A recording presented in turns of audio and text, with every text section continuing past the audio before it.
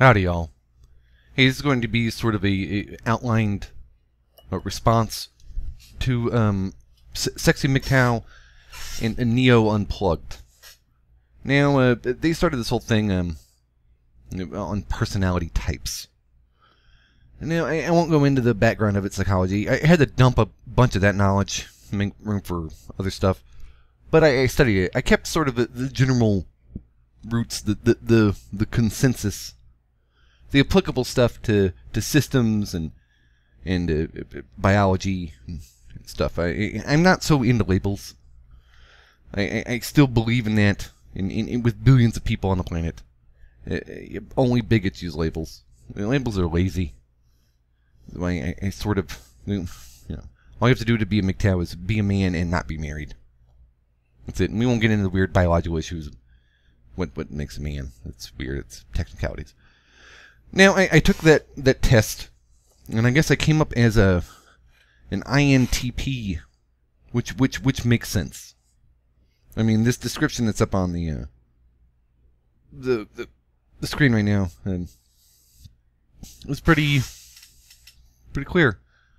Now, my problem with the psychology and personality testing is they're kind of like astrology. You know what I mean? They almost anyone can find parts of themselves in this. This is what I mean. Like in modern day, there's billions of people.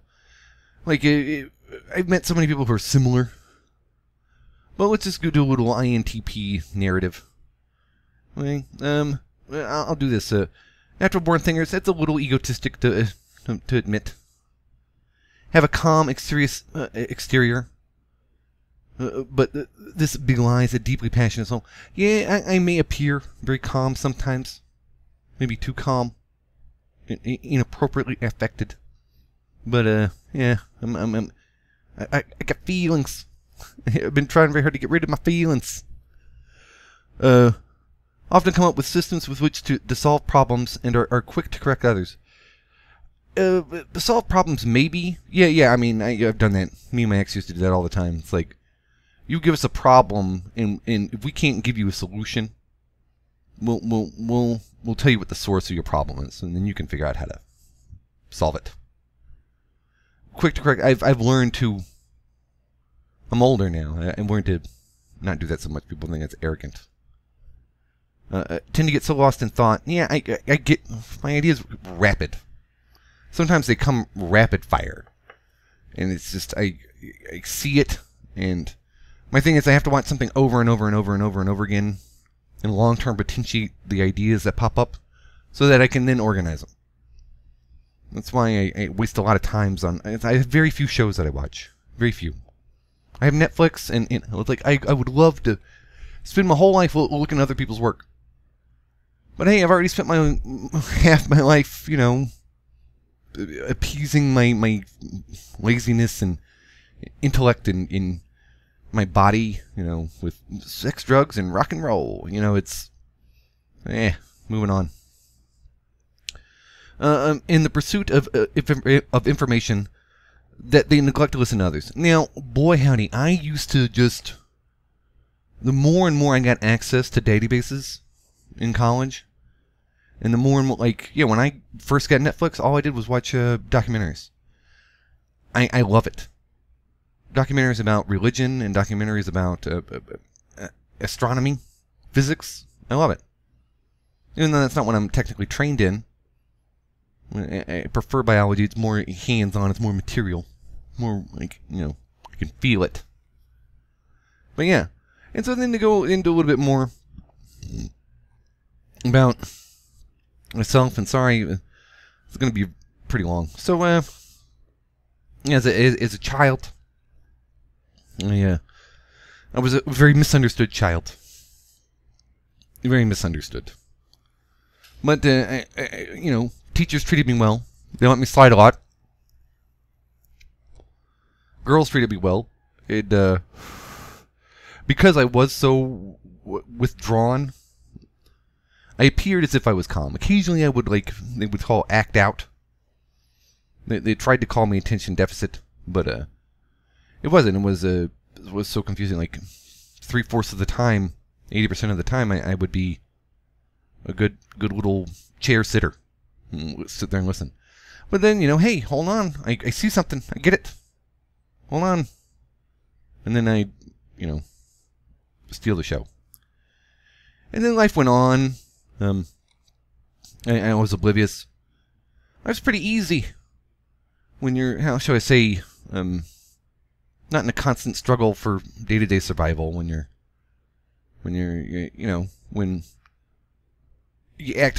interact fairly well with others, socially speaking, especially in a big city, because hey, no one wants to deal with you. As long as you're not a total asshole, no one's really gonna give a shit. And then hey, girls, hey. The thing that always impressed other guys and girls is I'll just treat. Once upon a time, someone told me to treat women like equals, and so I did. And boy, howdy, they get all twisted about it. It's like, hey, are you just talking to me? It's like, yeah, why wouldn't I? You want to talk some more? I guess every woman thought I was hitting on them. Then some disruption happened. People kept telling me I would ask inappropriate questions. I would think I was trying to be interesting, not interested. Or interested, not interesting. I was trying to do what people told me. To interact well with others, socially speaking. Be interested, not interesting. But unfortunately, I quickly catch on to something, and I ask too many relevant, deep personal issues. And I guess it's where men and women think I'm trying to get into their mind or get into their heart for some devious purpose other than knowledge. So I wasn't quite sure. So I spent a long time looking up information. And yeah, hey, there's enough of me out there where I'm a human being. I'm totally normal. Screw you. And so once I found out I was totally normal, and it wasn't going to be like, the next great astronaut, or I realized I did care enough to really,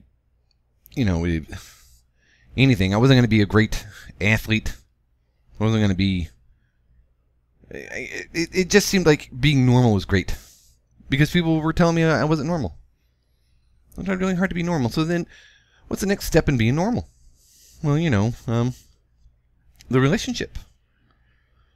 And I got hooked up with this chick. I've talked about her before.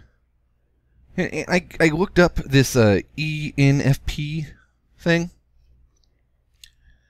And yeah, that was her. Man, these hippies, these rebels without a clue, these nature-loving explorers. You team up a nature-loving explorer with an INTP. Boy, howdy, man. The two of them can really get some thinking done, get some system analyzation done. And I can see she had great hopes for me. I can see it. She probably thought I was like the next Sherlock Holmes or something. What's upon a time? I could see now. Mayor MGTOW had a video up where he was reposting someone else's video, mirroring it. I can see now that she really loved me. But I can also see now, from what Stardust and Barbarossa are pointing out, that she really loved me, and from what I figured out, she really loved me because she so desperately thought like I was her best hope. I was her best chance. And what she wanted from a protector and provider. Yeah, like, I think Stardust is on something here, and why the PUAs laugh at MGTOW for not getting. Like, there's that PUA meme where they show a bunch of prisoners working out with tattoos and stuff, shirts off. It says, betas don't get why women find this attractive. Yeah, if you take away the criminal activity. And then some other MGTOW said this a while back. Since I came back, I heard this. Women believe that if it's beautiful, it must be true. And I used to believe that there's beauty and truth. And so I went to college to see if there's any truth in beauty. But yeah, it's why they like the diamonds. Even though black diamonds are more rare and more atomically beautiful. They like white diamonds because, oh, shiny, pretty. You know, women believe, like, men believe that there's beauty in truth. Women believe that there must be truth in beauty. Alright? And so we're starting to have it right. When the PAs have it right, the PA is a protector. High testosterone, that's the biology part of it. And it sort of has it right. A guy who looks good. A guy who's a good male specimen. Make a pretty baby. And ideally, they win. You know, like it's the common myth that men want to. What is it? A Madonna whore. A Madonna on the streets and a whore in the sheets. Well, I think women want like a provider listener and a sort of beautiful protector. Right? The white knight, the Prince Charming. Right? So she desperately loved me at one time. And then just because, you know, hey, I'm a human being, I make mistakes. You know, that shit went wrong. She, you know, the squirrel, the chipmunk, tried to take my nuts. And, you know, hey, it's, you know, it was rough there. I went crazy there for a second. I sort of had a hate on for the God that does not exist, for humanity as a whole. I used to say, I hate all you people. I hate all you people. All you people are just disgusting. You're disgusting. You have no bottom line. You have no bottom.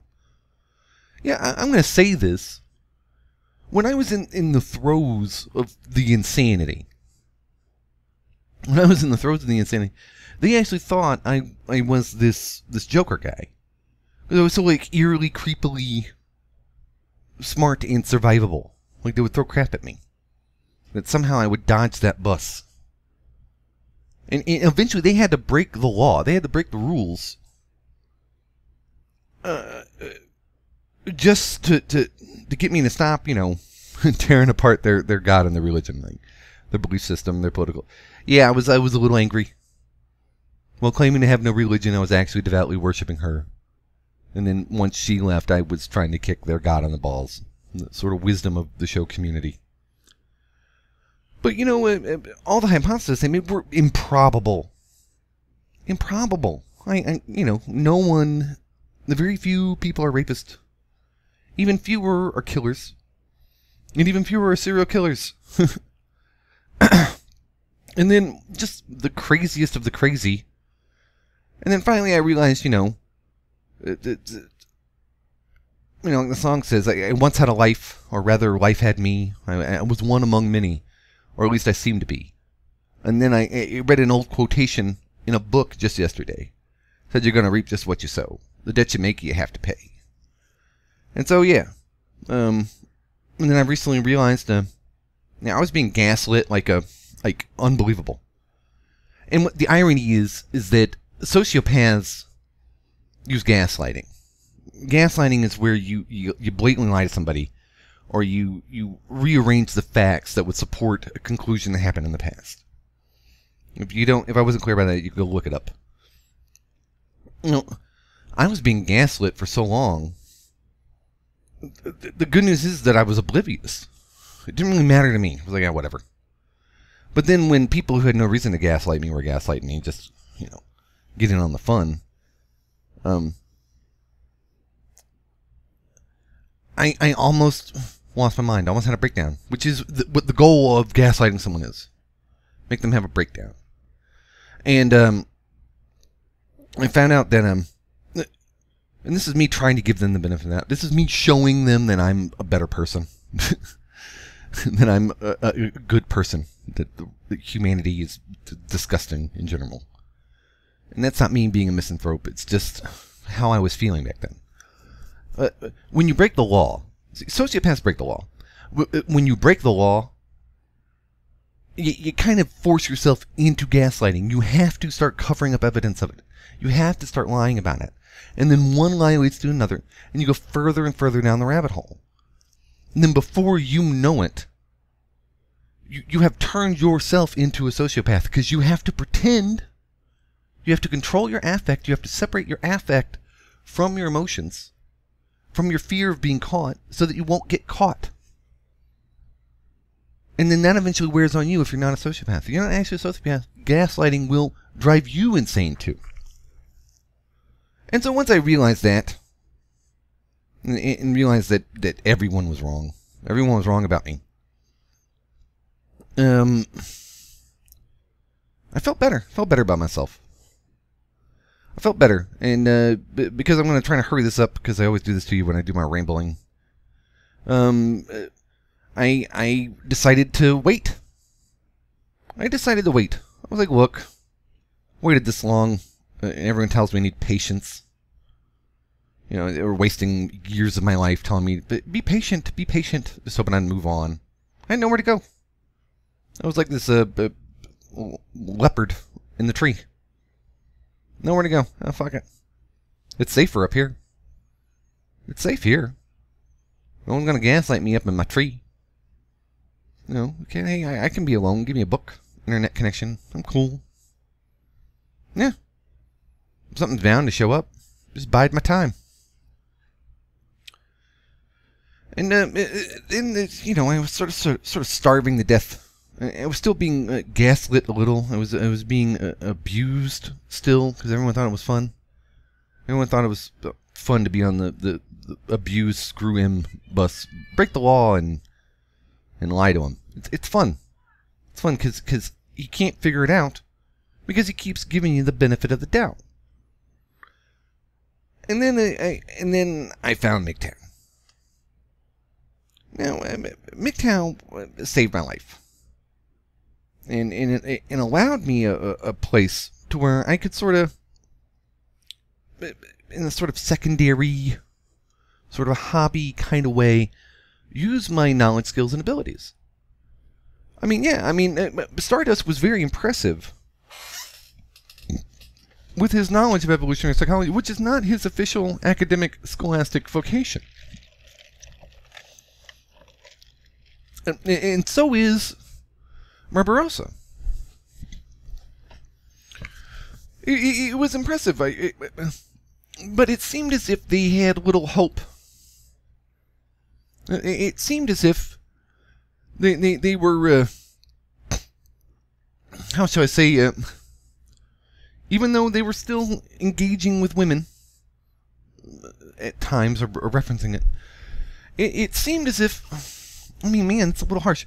I guess you have to come at men because men are so rational and reasonable. You have to come at them harshly. It's like, hey, man, you've been fed this Disney bullcrap for so long. Yeah, you've been gaslit for so long that you can't see it. You've been lied to for so long, you can't see it. And so here it is. And so when you get woken up from the Matrix, and when people have told you that you're not a normal human being your whole life, when you've demonstrated pretty much normal human being, I mean, me demonstrating and improving that I am functioning in a normal way has often been my most amazing ability, my most amazing task, because people think, for some reason, I'm not quite sure, that I'm like this emotionless inhuman robot. I guess I ask inappropriate questions. I guess they see great potential. Not great. I guess they see potential. And usually that pays off. Like when I was out west, for a year, I was just taking crap. But I was so oblivious to it that I started getting my legs back into psychology. I started getting my legs back into the subject of IO psychology. And man, like, they were impressed. Within the first half of the year, after the first year, like, by month 15, I was kicking ass and taking names of the people that thought I was stupid. Because I was socially, not inept, just so I didn't care. Like, look, you people are all crazy Christian Republicans and apparently all addicted to speed. Like, I don't want to deal with you. I don't. And I don't want to screw your, like, town full of substandard women. Like, from like Houston. I lived in Austin. Like, yeah, I don't. God, like, you know, take some vitamins, drink water. Like, ugh. And yeah, like, and so once I was proved myself, they were very happy. In fact, the director of the program put me in sort of a position, not of managerial power, but he sort of saw where I could be good, because that's his job, is what he teaches, where to place people in an organization. And once I did that, you know, if it wasn't for women's sort of vengeful, spiteful, bitter nature, they're sort of, you know, it's fun to shit on men and get away with it, because I'm a woman and I can, you know, not retaliate. If he retaliates, I can just cry. This one woman started crying when I retaliated. I caught her plagiarizing and said, you know, hey, look, and I took her to the director, and she cried. And I said, look, you know, I'm not here to be all touchy-feely friends with you. If you hand me plagiarized papers ever again, I'm filing the paperwork to get you kicked out. And you can't get out of this by crying. And then this made her only cry more. Yeah, we'll break down.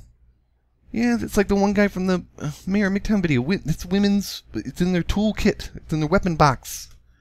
They can use their feelings. We can't. And if it wasn't for that spiteful sort of nature, women's like, oh, I'll show that. I'll ruin his life. I would have really. I mean, I was signed up for a paid internship at a major steel manufacturer in their HR department. I had a doctoral scholarship lead to a university in Brooklyn. Yeah, and of course it all blew up because women and their feelings and their spiteful, vengeful nature. So, so to that extent, MGTOW is correct. You gotta watch out, guys. They will ruin your hopes for status, wealth, and power. Just because you hurt their feelings. But on to, like, the closer. Now, I don't want to be hopeless. I don't want to be this guy who says all women are evil. All women are... I don't want to be that guy. A Walt. Yeah, I mean, if I ever have a daughter, I don't want to be like, hey, I'm raising the enemy. If I ever have a wife, I don't want to be like, hey, I'm coming home to the enemy. I say I'm probably not going to have a wife. I'm going to have to imagine and make up a unique, figure out a weird way to finagle parenting. Yeah. I won't get into that here. But yeah. And so I'm going to try to assimilate. Yeah, I'm going to try to acquire and assimilate and then synthesize data, information, and then see if something pops in my head, and then give it to you. With the operating premise that I still have hope. I still have hope. Yeah, don't despair, men. Don't despair. We'll figure something out. We'll figure something out, guys. All right. Well, you guys have a nice day.